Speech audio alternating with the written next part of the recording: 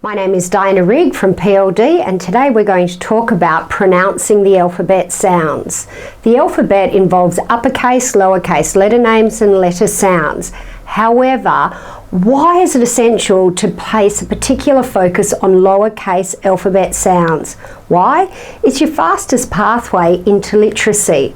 Let's have a look at that. In terms of early reading, children read not automatically and fluently. They start off reading with simple regular words, sounding them out. That's a that's an a, and that's a per, and then blending those sounds together to say the word map. As reading progresses and reading is becoming a little more automatic, sl, it, per, slip, sl, at, per, slap, sl, op, per, slop, de, og, dog, as, was, oh that's got to be was, in the mud. Still, alphabet sounds are central to that process. In terms of early spelling, this also requires alphabet sound knowledge. To spell the word 10, a student needs to hear there's a t and an e and a n. Again, no letter names. As the words become a little bit more difficult, there's the word fish. F, e, sh,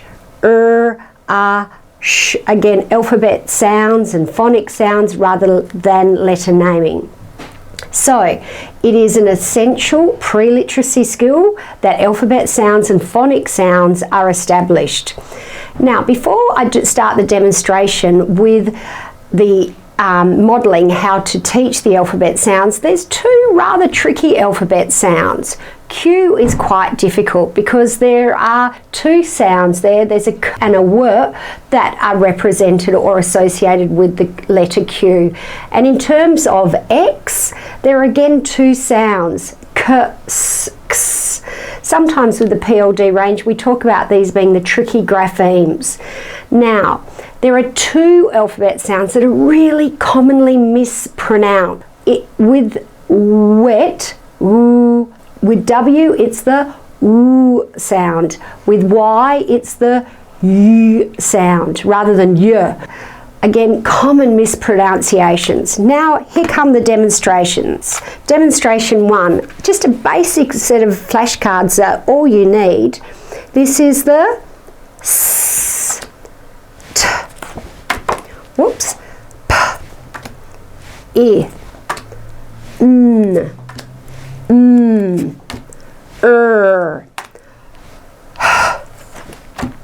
D, E, K, O, G, L, F, A, B.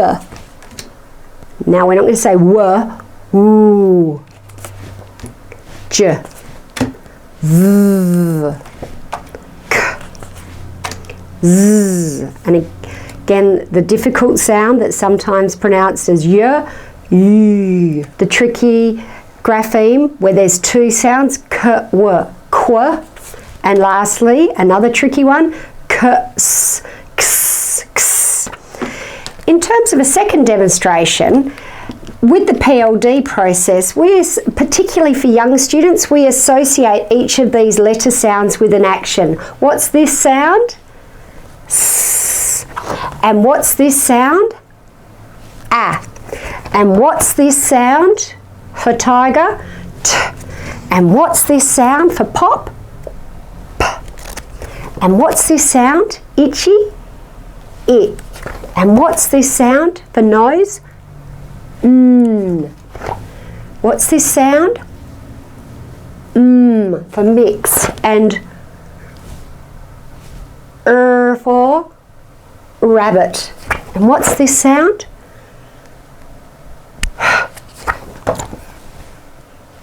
For egg, e. And for dig, d. What's this sound? For car, k. And what's this sound?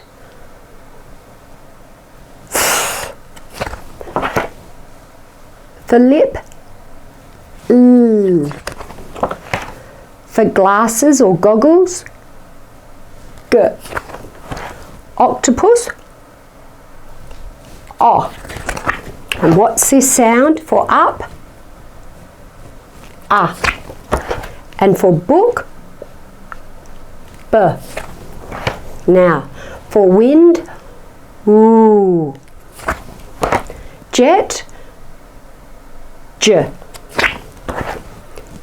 Violin? Z. Kangaroo, what's the sound? K. What's this sound for zip? Z. For yell? Y.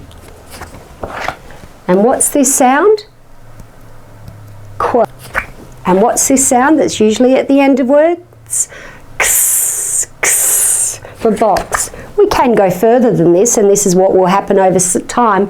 And what's this sound? Sh. And what's this sound? For chotch. And this is a difficult one because there's two sounds. There's the f and the l sound. And what's this sound? There's a short vowel and there is a long sound. It's oo and it's ooh, etc. In terms of demonstrating number 3, for older students in particular, it's useful sometimes to say don't say S, because that's less useful for learning to read and spell. It's the S sound. And don't say A. And don't say T. And don't say P. I need to hear from you the sounds. P.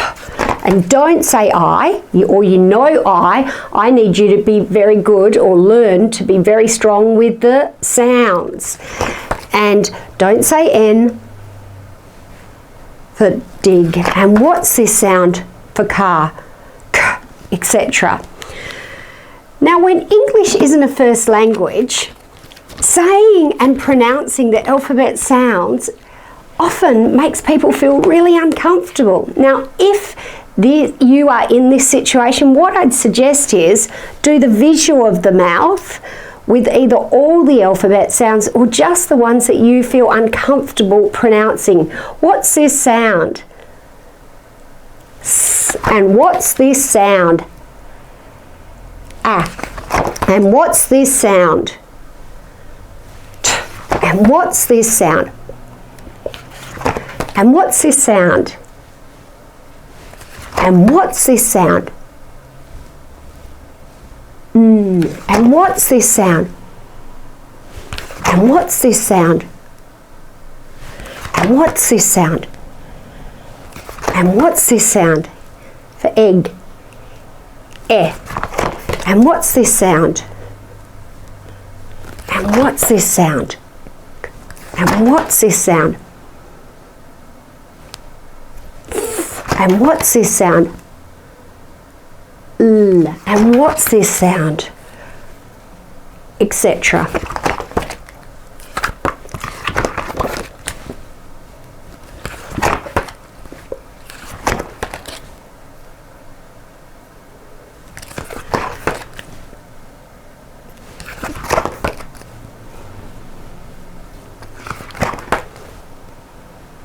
As you can see, often if you provide the prompts, it's the students that will then respond with the sounds. And what's this sound? Z. And what's this sound? And what's this sound? Etc. As we've already established, alphabet sound knowledge is a significant skill that's involved in early reading, decoding, spelling and writing. Keep in mind that simultaneously it's best to also teach students to sound out their words at the same time. So blending activities so that they're very good at pulling those sounds together, and segmenting activities where they're able or they learn to pull a word apart and identify the beginning, medial and final sounds so that they're ready to jump into the world of early literacy. Please don't hesitate to contact us at PLD if you require any further information. If you found this information useful, don't forget to click the subscribe button and check out our related videos shown here. If you have any questions or feedback, please add them to the comments below and we'll be sure to respond. Otherwise, you can reach us via live chat on our website, pld-literacy.org. Thanks again for viewing.